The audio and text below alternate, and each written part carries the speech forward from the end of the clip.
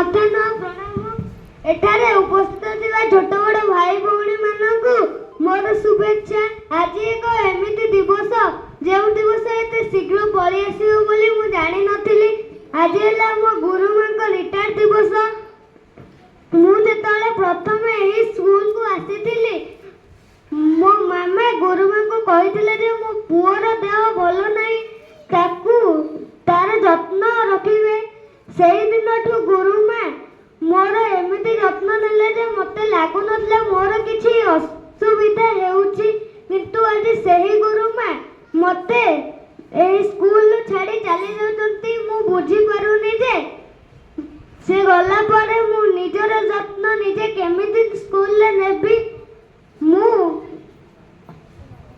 ଭଗବାନଙ୍କର ପ୍ରାର୍ଥନା କରିବି ଯେ ମୋ ଗୁରୁମା ଭଲ ରୁହନ୍ତୁ, ତାଙ୍କ ଦେହ ଭଲ ରହୁ। ଏତିକି କହି ମୋ